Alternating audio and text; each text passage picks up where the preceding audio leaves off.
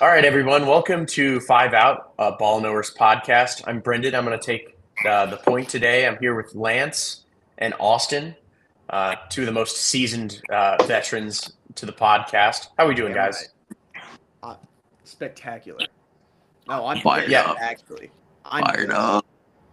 Austin, we were talking that Fired it's no up. longer it's no longer a bit. Your Wi-Fi will be upgraded. Yes. So if you I were a put in the fan of the maintenance request long running, yesterday. the long running bit of Austin dropping out of the podcast every 2 minutes. That should be no more. That should be fixed by next week. And if it keeps happening, I'm actually just my apartment complex is gonna go up in flames. I'm Yeah, actually and sick and tired of this bullshit. I'm surprised Lance has a voice today too, from all the Freebird that he's been singing over the past few days. Although you've got a Blues jersey on, so you're going to win regardless today. A couple of Blues Yes. on the Canadian team as Yeah. well. I'm rocking one of the greatest American hockey players. Nice. The whole jersey. Oh yeah. Oh yeah. So I guess that's a good place to start, fellas. There's been a couple of really great gold medal hockey games in the past couple of days. We'll start with the most recent one. Today, if you were up bright and early, and I know a number of you were, and including Lance, 8 o'clock Eastern time today, the gold medal match between Canada and the United States for the Milan Cortina Olympics.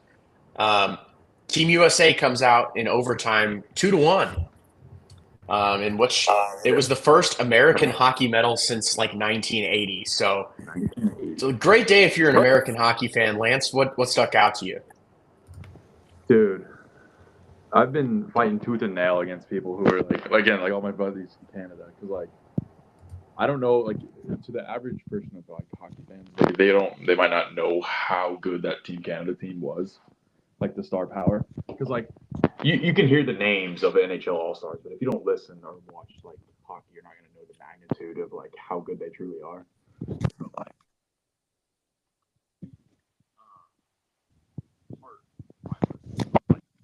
This year on the same line. That's unheard of. Again, if people don't know, hockey hard is the NBA. So that's the most valuable player. And when you have Connor McDavid, who's undeniably the greatest hockey player on earth right now, Nathan McKinnon, who's right there next to him, then Macklin Celebrini, who's 19 and currently is on pace for over 100 points as a 19-year-old, is ridiculous in the second season. So the firepower is big.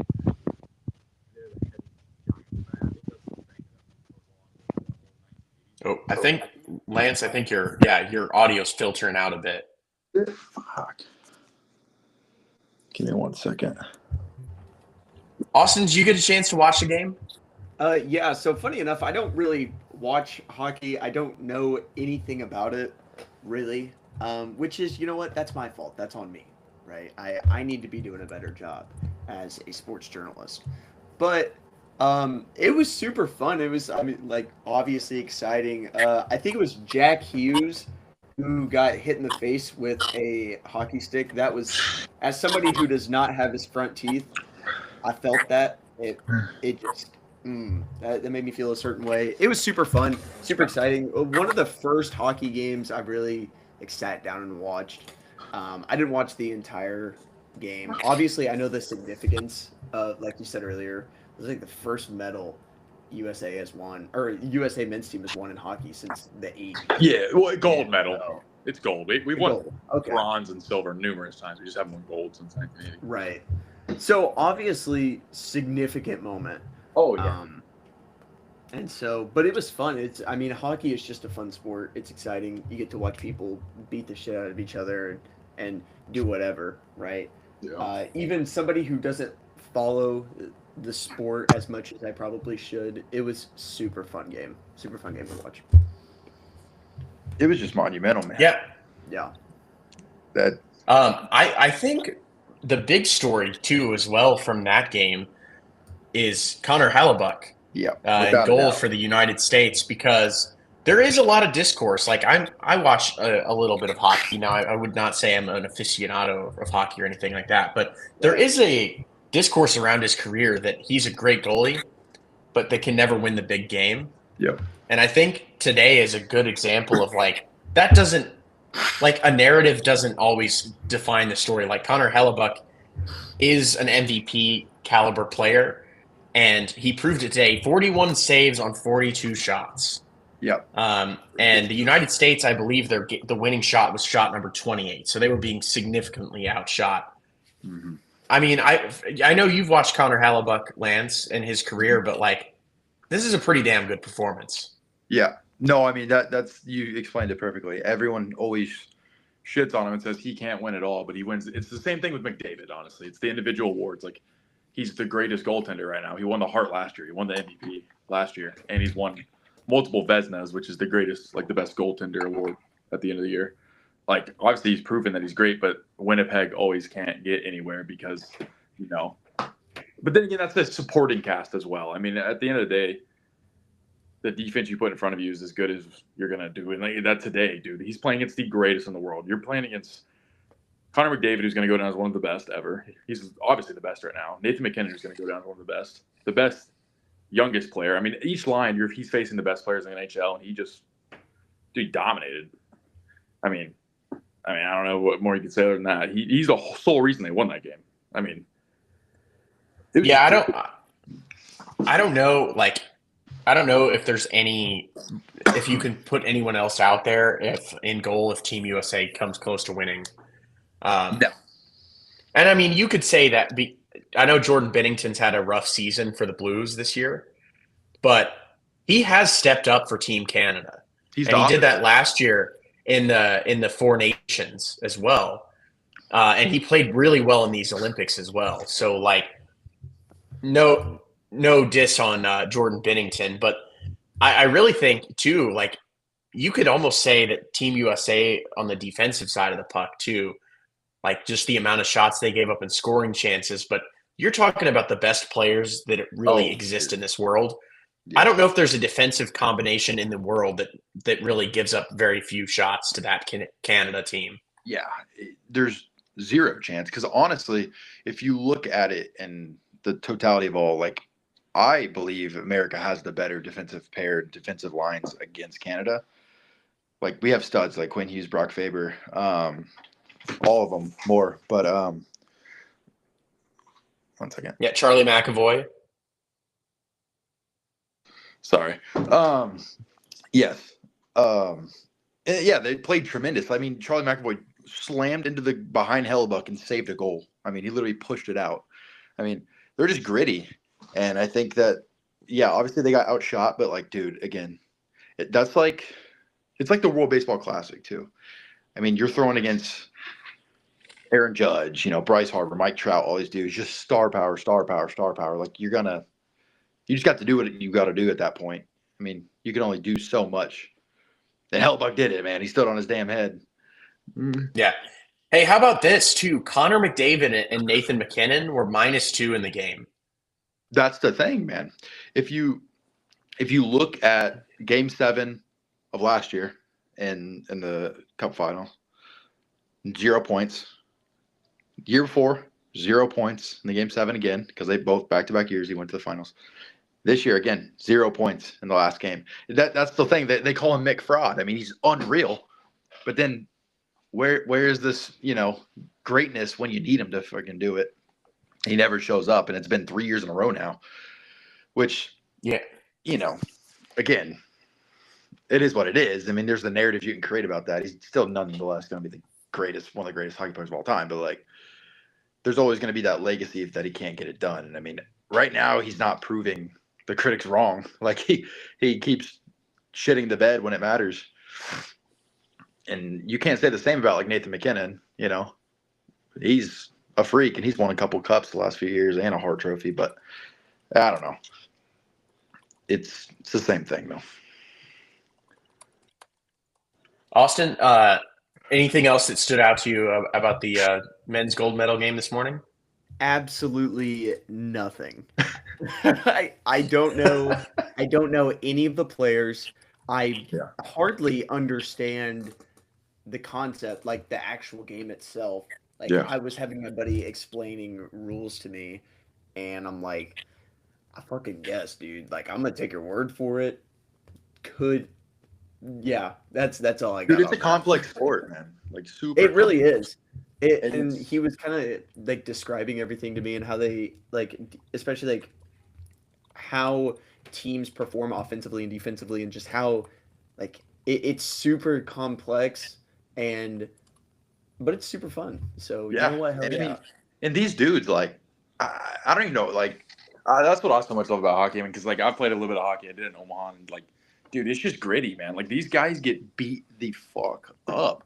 Like they're Yeah. getting hit by like a moving car. These guys are skating at like 20 plus miles an hour and hitting you, and then you Yeah. land on hard ice, and you have to get right back up, dude. So it's like, and even Jack Hughes, dude, he gets smoked by Sam Bennett Yeah. there. I mean, Sam Bennett's I don't care. Sam Bennett's a piece of shit. That's proven. He's a piece of shit. He tries to hurt goalies. He did it against Finland. He's just, I don't like him. And he belligerently just smacked him in the mouth and the face with his stick. Obviously, it was a double minor and stuff, but dude's out there with broken teeth and his face just bleeding, and then wins. That is like I said, as somebody who has had their front teeth knocked out. I mean, unreal. See, especially like seeing the pictures afterwards. I'm like, yeah. dude, And so, like last year, I mean, insane. as all of us are here near St. Louis, and I mean, if you're a Blues fan or not, but like, obviously I'm a Blues fan. I think Brendan, you said you're a Blues fan. The Kachuk's brother, bro. People hate him. I love him, dude. Hell yeah. Like, let's go, baby. But these guys are just gritty, just chirping, just beating the hell out of these guys, and like again, toughness, dude. Last year, like, and like Matt Kachuk, he's a winner, bro. He's won back-to-back Stanley Cups and a gold medal. He's done the complete opposite of McDavid. This dude is just killing it. And last year, I was talking about grittiness. This dude tore his adductor muscle from the bone, and from the whole playoffs, and played through it and won the cup. Like, these guys are freaks, man. And Yeah. I just love seeing it on the big stage, people watching it, and like how vastly growing it is right now, especially with how people have tuned in this year with the Yeah, I'm wondering too. But I thought the hockey in this year's Olympics was the best I've seen, and from what I can remember. But how did we go the last two Olympics without NHL players? That's the thing. We haven't had NHL players, so like you're actually seeing best on best right now. Previously, I mean, But like, I don't know. one of the things that like I thought was interesting is just how many like I watch NHL games, and you don't necessarily like that guys are not from the United States a lot of times, but you don't know which country they were coming from or which country. And just seeing it's like, oh, like this guy plays for Team Finland. Oh, I didn't know that. And it's like it's really cool, but like how could you go back? Like I know Gary was really concerned about injuries. Yep. But this was some of the best hockey you can see on a global stage, and you want the best players in the world competing. There is zero chance in the world they'll go back to that with the like. You can see what These guys, like after the game, Canada, like giving they got given a plushie toy after they lost. First of all, I would crash the hell out. I'd probably break a stick open my leg if I got hit with a plushie toy after I just lost the gold medal game. But dude, it means the world to these guys, and I think that's why it was such a good game, because the whole narrative. I mean, they did the whole Four Nations tournament, which was astounding for hockey. I mean, it was awesome. Everyone was watching it. They're beating the hell out of each other center ice. You know, people were just it was great for the sport. And then obviously, I think that kind of backpedaled or kind of like reinforced this new wave of people watching the Olympics this year too. I think it was like it created a big thing, and of course, the irony of it. Oh, Lance, we lost your audio there. But we just lost Lance altogether. That's okay. That's all right. But truthfully, like you'll see it from pro athletes everywhere. Like you'll see like Summer Olympic athletes. Like I know Djokovic at one point said that like winning a gold medal was like one of the crowning achievements of his career, and he's won like 40 Grand Slams or whatever. And you'll see like NBA guys and now NHL players that like sometimes winning a gold for your country can mean more than winning a championship with your club. or they're different things, but they can mean the same amount to you as a person and for your career and legacy. So I don't know how you go back to not having NHL players. I think that was dumb to begin with. Yeah. But from what you saw in the Olympics, like Team USA, like there was no given that they were getting to the championship. I mean, it took an overtime winner as well to beat Sweden.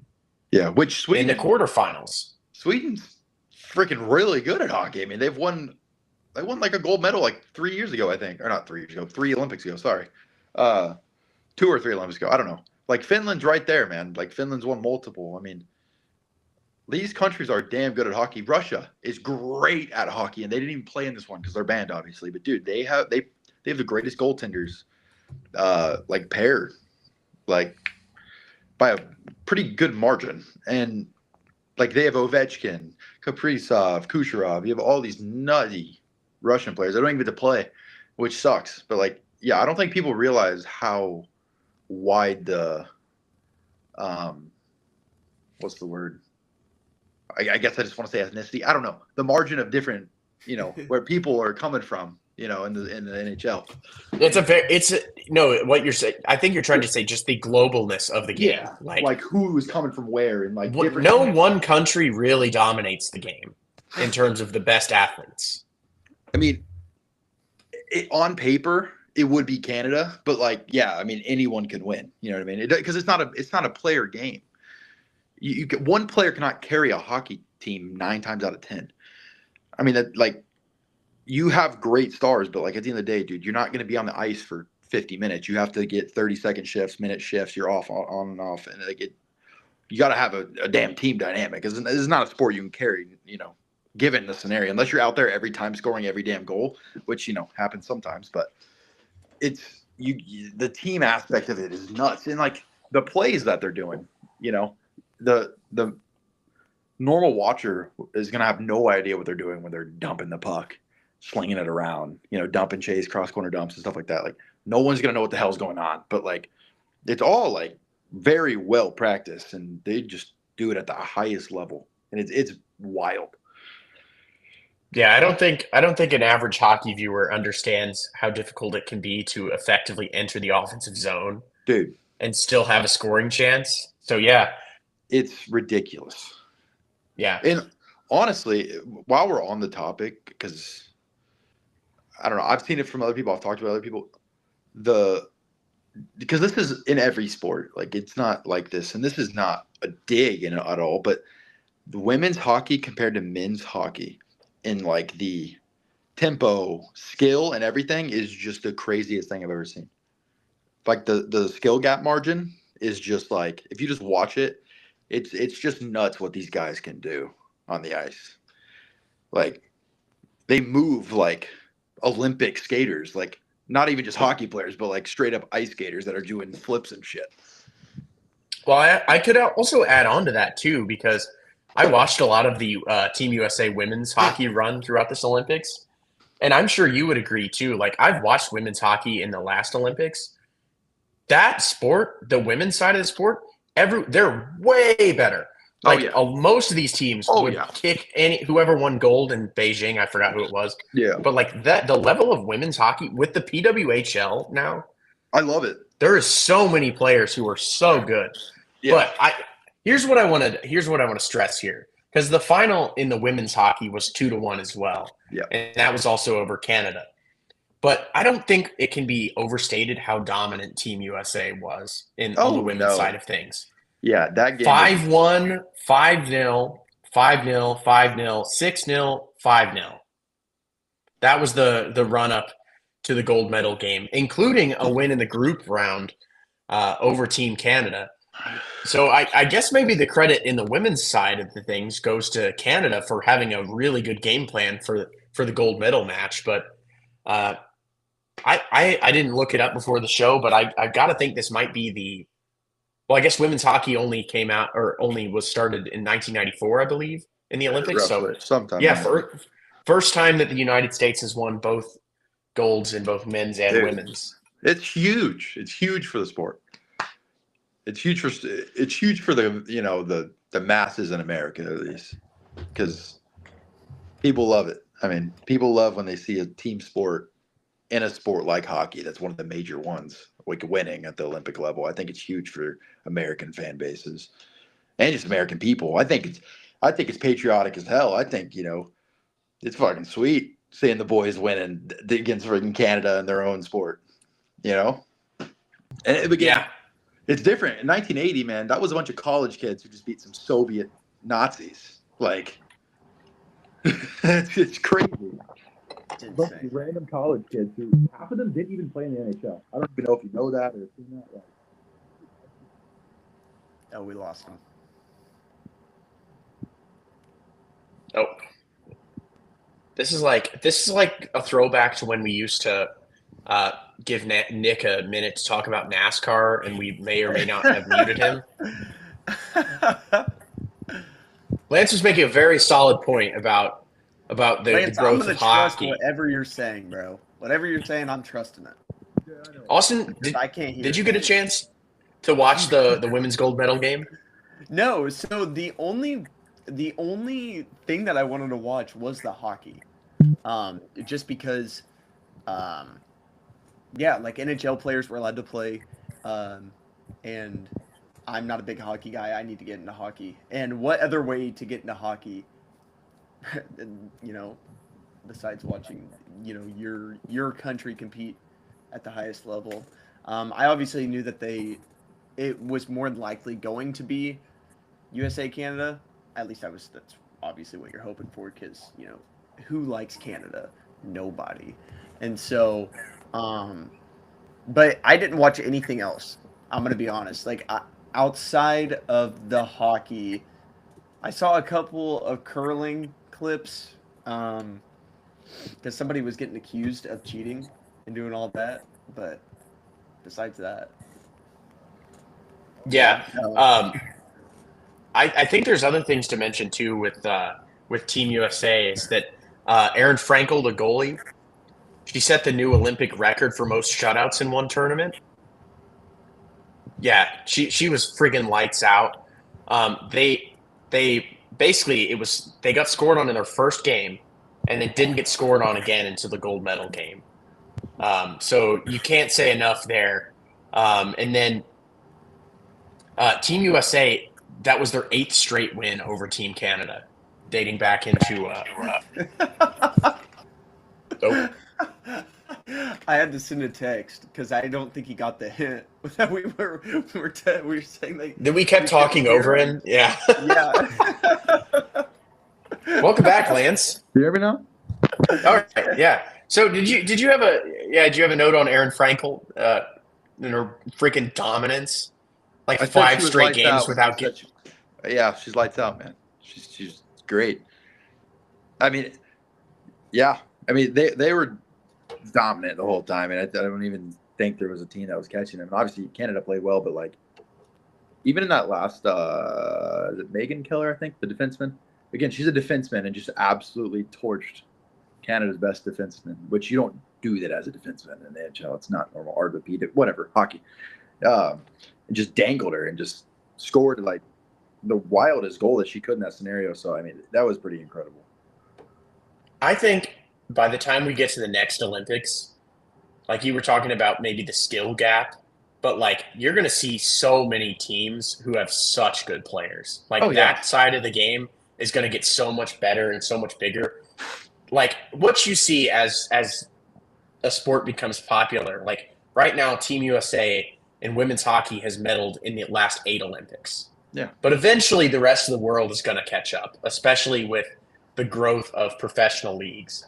And so but like, regardless, that's their 2nd gold and 8th straight medal at the Olympics. Like Team USA and Team Canada have been the standard in that sport. And I don't know. I watched that game from start to finish. I really enjoyed it. It's going to make watching the NHL now again. It's going to make it a little like more sad. It's because now I have to go back to watching the St. Louis Blues.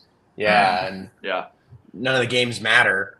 Yeah, I mean, well, the good thing is, man, is like we have so much talent. Like Dalibor Dvorsky, most points by a rookie in Slovakia and ever in history. So like he's great, and he's our young talent. So, but dude, I want to say, because we were talking about the Olympics. Well, actually, no. Before I get to that, sorry. You were talking about the growth of hockey and like how much it is and where it is everywhere. But like, dude, the amount of hockey leagues that there is that no one knows about. Like you talk about like MLB, right? And single A, double A, Frontier League, shit like that. The NHL or just hockey in general has the PWHL, obviously, AHL, ECHL, OHL, WHL, SCHL. You have the DEL. You have the stuff over in Europe. You have every other country out there has hockey leagues that are all professional too. Like the amount of facets that you have all over the world with hockey is pretty ridiculous. And I mean, these are people that like some of these don't even go to college, man. It's not like I know people down here are gone professional, and they just played like your minors equivalent, right? You just somehow get one of these lower tier hockey teams, and you go crazy and you become good, and like you end up on the NHL team and you're a professional hockey player. Like it's ridiculous how you can achieve your way to the NHL as opposed to different sports and stuff. Because like half of those kids that get drafted, dude, they're not playing college hockey. They're just playing for their country in Sweden. They're like 15, 16, playing for or Connor Bedard. Like he was playing just in, I don't want to say it was the WHL or no, OHL, sorry. And he's 15 torching these 19-year-old, 20-year-olds, It's just wild. Yeah, I think it's an ECHL team here in Lincoln. Yeah, they called the Lincoln Stars. Yeah, Lincoln Stars. Yeah, those are fun games to go to because they're like basically high school age players. Yeah, because you have what is it? Isn't that high? No, that's the AHL team. Sorry, keep going. Yeah, and they're just they're incredible to watch because it's like this is high level hockey, and like I always joke, it's like, dang, they got to do homework after this. That sucks. Yeah, but like, yeah, it's like there's a lot of leagues that it takes. I think it makes you respect how much effort it takes to get to be a professional in any of these sports. They're ridiculous. And while we're talking about this, I have a question that I need both of you to answer. Okay. Gulp. I'm sitting here yesterday or 2 days ago, I don't remember. I'm watching the Olympics. Hockey game goes off. And I look at my screen, right, and I'm watching the Olympics. I'm like, what the fuck am I watching? How do you know you're good at bobsledding? How do you it's that they're gonna get in a little spaceship and ride around a little ring? That's what I was having a conversation with some of my coworkers, and it's like, dude, half of the especially the Winter Olympics, half of these events are like ESPN Ocho.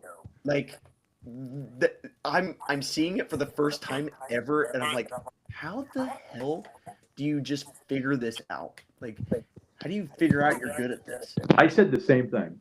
I said, how do you learn to do a triple backflip off of a mountainside and then just do all these twirls and then land on a skiing boots thing? I'm like, how do you practice this? And how are you one day you're like, I'm going to go do that. I'm going to do this.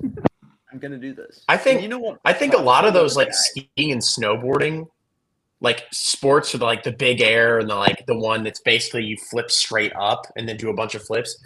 That really, I swear that just came out of like a ski resort in Colorado had like a terrain park, and then some guy, didn't have anything better to do. So he just kept doing it. It's like, I'm the best at this. And then they created a competition. Yeah. They're like, let's make it an Olympic sport.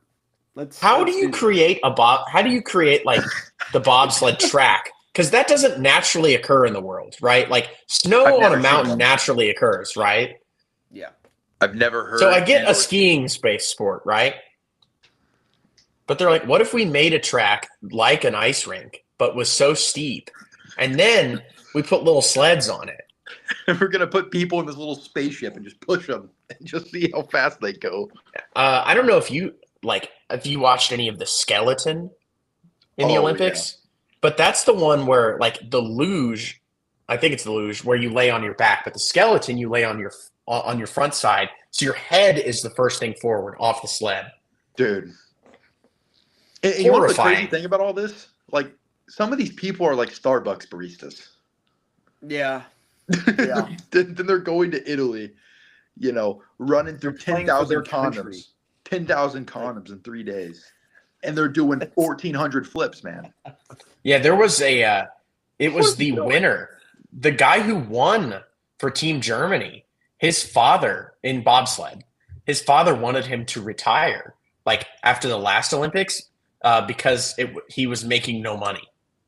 Yeah.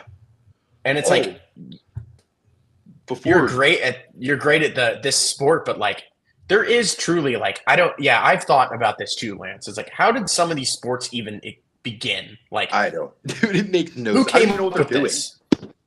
I don't even know what they're doing. Oh no. Oh, it happened again. All right, Austin, before we move on, from any of the things that you watched in the Olympics, did you have anything that you thought was just crazy that you should bring up? Or I anything? Did you, Oh, he's back. He's back. There it is. I did see that there was a little bit of an incident, and I think it was Team Canada in curling, where they were being accused of cheating. I did see that, and I'm like, first off, another sport where it's like, how the fuck do you sit there and make this? Like, yeah, we're gonna put these, like, they're kind of like hockey pucks, but they're actually about 20 times the size of it, and we're gonna let it roll. We're gonna have somebody just shove it on ice, and we're gonna have two people with brooms, and then there's gonna be like a little target down there. It's like darts, but it's on ice. Have you ever played like stuff like that? you ever played like backyard bocce ball? No. It's like where you've got the like little ball, the like white ball as a target, and then you throw the bigger ones out there and you try to get it as close to the like target as possible. It's basically that. It's just like somebody wanted to play that sport when it was cold and icy out. So they're like, what if we create a big old granite rock Yeah. and slide it? I have But, two like, things. Why does, like, how does this become an Olympic sport? Like, what are the like, where's the line where it's like, this has got to be an Olympic sport? We're gonna have countries competing against each Yeah. other. Like, can you all hear me? Can you hear me? Yeah. Yep. If I was a woman, right? And I'm scared. just bear with me here. And a man came up to me. All right, I'll take two men, all right? We got one man who's works at a mechanic shop, and then we have another man who comes out to me, right? And one of them tells me they're an Olympic curler. I'm gonna throw my drink in the Olympic curler's face and say, "You're weird," and go with it. Who the hell does curling? Yeah, where are they're like, especially in the I United think States. you don't realize how much money that that man has. They make like 30,000 if they win. They're probably gonna go. I don't think there's a professional. Yeah, curling. but there's like curling clubs in the same way that you would have like, is there a golf Shohei clubs. Ohtani of curlers? I'm just saying it like some of them are like kind of wealthier based sport. Like the Winter Olympics, I would say a lot of wealthy person sports. Yeah, because who Yeah, spends free time curling? That can't be someone who's, needs to live and do things. Is it easy? Like, do you think that, like, if we're looking at all the Olympic sports, right? Like, obviously, none of them are easy, but curling probably has to be the easiest one. Like, it has to be. I don't know. Okay. I don't. I don't know. I couldn't tell you because even if there was a gun to my head, I would never curl. I've never right. See, than Bigfoot. when I at Nebraska, whenever I was a student there, they have a club hockey team, and they do have on one of the ends the like targets for curling because there's a curling club. So here's one of those things, Lance. I imagine it's much harder than you think it is. Oh, without a doubt, no doubt. I bet it's really hard. Right. I just would rather become pro at Mario Kart than curling. That would be ideal. Yeah. Yeah. Like, I don't know. A lot of these sports, it's like, which maybe it's where we're from, right? Like, Maybe. like we're from rural areas, right? In the Midwest. And it's like, Maybe. and maybe that's how I feel Coach about G. hockey. It's like, hockey's not big in the Midwest, at least where we're at in the Midwest. It's not big at all. There's no we have like for us, right? There's Evansville, there's the Thunderbolts. I think they're like I can't even tell you what league they're in, but that's it. Like there's just no like hockey environment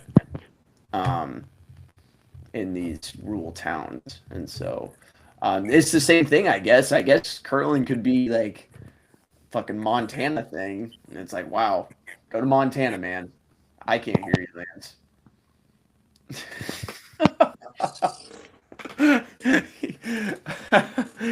I think we've covered the Olympics. It's just so interesting because I would love to know the history of all these sports. Maybe that's something that I do, right? Maybe I take time and do it. All right. Let me say one more thing before I get out of here and this keeps glitching. Shout out Brock Nelson, forward on Team USA. He's now a third generation gold medalist. I don't know if you guys saw that. Yeah. His dad was on the 1980 team and his grandpa was on Davidville Christian, 1960 team. Third generation gold medalist. Huge.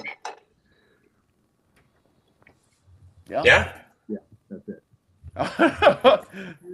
Good note, Lance. Good note.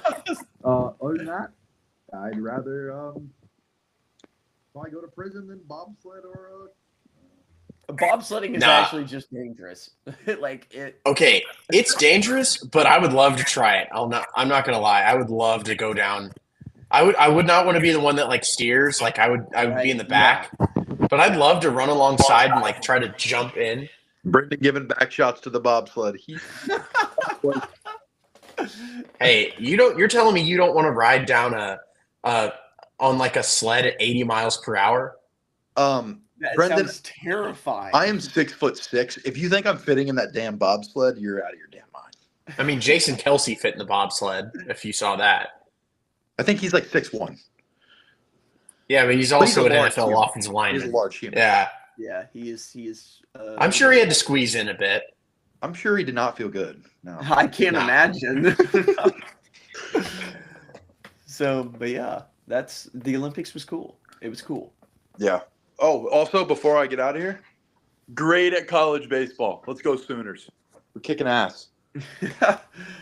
See, I don't watch enough college baseball to be like, man, this is. That's something that I have to change. As a Big Ten, you talking to Lance or me? Yeah, no, I was talking to Lance. I don't know if I can hear. I was going to say, as a former Big Ten student, we didn't care about college baseball. I don't care. Yeah, no, it's just it's only cool when your favorite team is good. Yeah, that's about it. And then like Tennessee is going to be your state where college baseball is a staple. Obviously, with LSU as well, but like Tennessee, you've got Vandy, you've got Tennessee, so yeah, but like I don't know. It's not that's another one. It's like college baseball isn't prevalent in every location. So, man, nice having him on for some great Olympic talk. Love it. So let's I guess move it on because I could not fill any time of any show with college baseball talk. Yeah. Other than like a rant in a sense of like all these teams, like all these college baseball and softball teams, go to these tournaments to start seasons, basically, because it's horrible weather still in the north, Yeah. right? So like Nebraska's going down to like San Antonio or whatever. All these teams go and they have these horrendous TV productions. And I'm sorry, if you've got like top 10 baseball and softball teams in your tournament, I don't know, maybe you should have a press box that is more than a card table. Yep. And maybe we should have a competent TV production that isn't one camera behind the plate. Like, I don't know. It's just me. No, maybe that's why we can't grow the sports at all. Like, maybe that's why nobody cares. Maybe that, like I feel like outside the college baseball playoffs are awesome, and like the college baseball World Series, awesome, but like outside of that, there's really no incentive for people to watch regular season college baseball. Literally no incentive at all. Yeah. So. Well, so we've addressed college baseball, got that one box checked for a week or so. Let's talk. Let's get back into the let's say the nitty gritty of things. I want to start with bracketology, which Graham does some incredible bracketology work every week for our show. It's out on our website, 5outpod.com. We'll just be honest, that's all Austin doing that work and not me. So we'll share this screen. I broke the website about an hour. I think it was like an hour and a half before the episode, and I was like, okay, so I fucked up. I fucked up. I was like, dude, I'm gonna have to miss the episode because I'm fixing the website, but everything is good now. So this was our bracketology from last week. A lot of good stuff in here. I think the big thing was that, from what I can tell, Lance is maybe a little less, or not Lance. Graham maybe a little less high on the SEC than other bracketology. Yeah. I'm actually trying to think of, so I wasn't watching college basketball until, the football season's over. That's how a lot of people are. But I have kept up with the bracketology, so I at least have an idea of the, the highest high risers and such. I know Purdue had been a consistent 3 seed for Graham. Now they're at 2, which is, that makes sense. And then you have Purdue with a big win on the road against Nebraska last week. Which Nebraska and then, kind of going on a little bit of a skid, but 27 point or 24 point win yesterday against horrendous Penn State for the Huskers. I will say this is now a day old, but I don't know if it drops Illinois, because I believe Illinois, that's their 6th loss this season. Dropping a 1-point loss on the road at UCLA. Currently not in the bracketology field. Yeah, I think they're in the bubble. And they're probably going to be in. Yeah, they're in the first 4 out. They're definitely going to be on the next update, I could only imagine.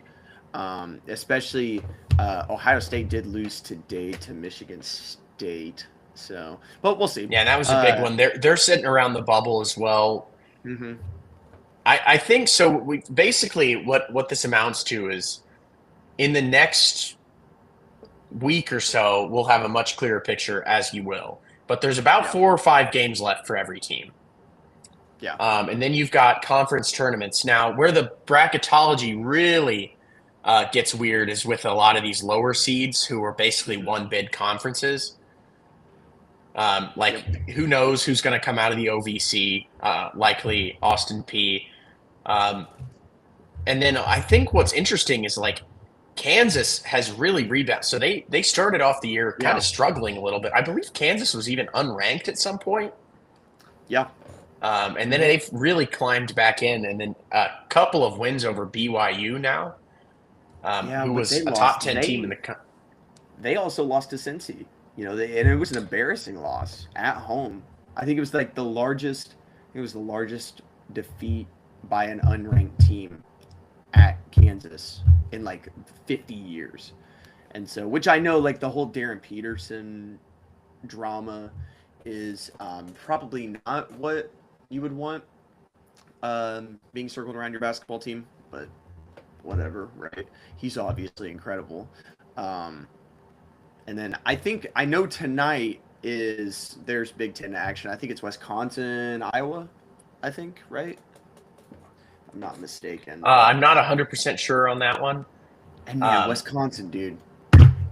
Wisconsin is so good, except they're like, what would be a good way? They're like they're like the Carolina Panthers. You know, they're gonna step up against teams like Big Ten teams like Michigan State. They dominated Michigan State, but then you're